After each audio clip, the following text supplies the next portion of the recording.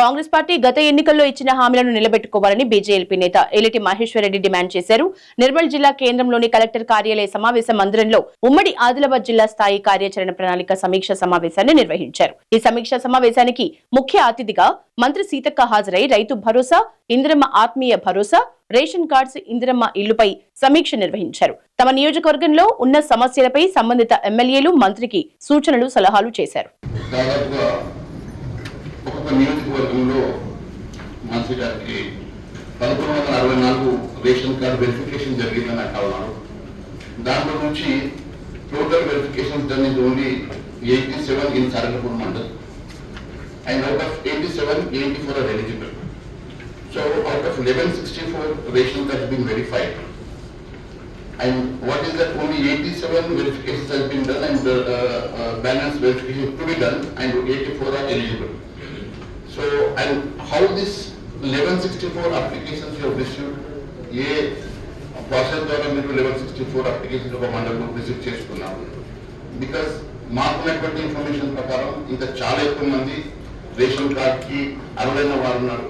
మరి వారందరినీ మీరు మరి గ్రామ సభ ద్వారానా లేకుంటే డోర్ టు డోర్ క్యాంపెయిన్ ద్వారానా ఏ రకంగా ఈ అప్లికేషన్స్ని మీరు ఈ ప్రాసెస్ చేశారు, దాంట్లో నుంచి మరి ఎలిజిబిలిటీ క్రైటీరియా ఏ బేసిస్ మీద ఎలిజిబిలిటీ క్రైటీరియా తీసుకున్నారు, ఆ రకంగా నేను ఒక మండలమే చెప్పాను. దాదాపుగా మీరు 17,490 యొక్క కార్డ్స్ వెరిఫికేషన్ చేసినట్టుగా ఈ జిల్లాలో మీరు చెప్తా ఉన్నారు. కానీ ఎలిజిబిలిటీ 2,924 మందికి మాత్రమే ఎలిజిబిలిటీ చూపిస్తా ఉన్నారు. ఇంకా వెరిఫికేషన్స్ టు బి డన్ కూడా చూపిస్తా ఉన్నారు. నేను ఒకటి అడుగుతా ఉన్నాను, ఒక జిల్లాలో 65,000 మంది ఇల్లు కావాలని అప్లికేషన్స్ ఉన్నప్పుడు కేవలం 2,924 మంది మాత్రమే రేషన్ కార్డ్ ఎలిజిబిలిటీ చూపిస్తున్నారంటే ఎక్కడనో మరి మనం చేసినటువంటి ప్రాసెస్ లో ఎక్కడైనా ల్యాప్సెస్ ఉన్నాయా? మరి ఇంకా చాలా మంది, ఎందుకంటే దాదాపు 10 సంవత్సరాల నుంచి కొత్త రేషన్ కార్డ్స్ ఇవ్వలేదు. 10 సంవత్సరాల నుంచి కొత్త రేషన్ కార్డ్స్ ఇవ్వనప్పుడు డెఫినెట్ గా మరి పెరిగినటువంటి జనాభా కానీ కుటుంబాలు పెరిగినటువంటి డివిజన్ జరిగినటువంటి క్రైటీరియా మనం తీసుకున్నట్లయితే డెఫినెట్ గా మరి నాకు తెలిసి చాలా ప్రపోర్షనేట్ గా చాలా రేషన్ కార్డ్స్ అవసరం అయింది.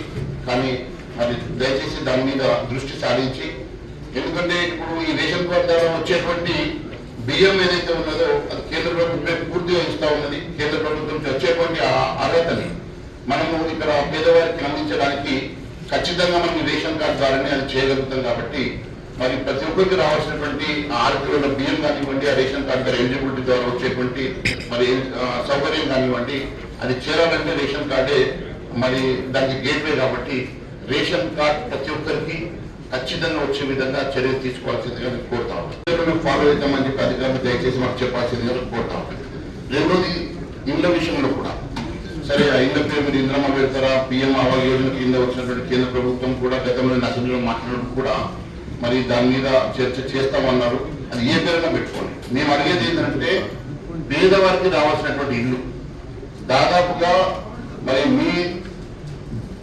మీరు చూపించేటువంటి డాటాలో ఒక్కొక్క నియోజకవర్గంలో 65,000 నుంచి 70,000 అప్లికేషన్స్ వచ్చాయి.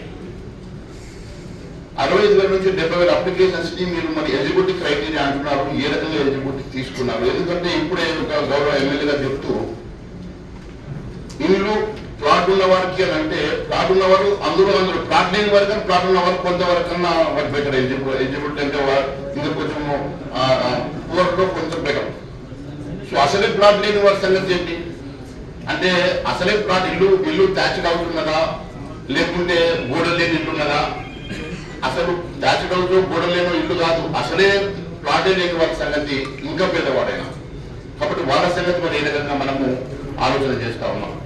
మరి 65 నుంచి 75,000 అప్లికెంట్స్ ఒక నియోజకవర్గంలో ఉంటే మనం ఇచ్చే 3,500 ఇళ్లను ఏ క్రైటీరియా ప్రకారం వాళ్ళని మనము సెలెక్ట్ చేస్తాము?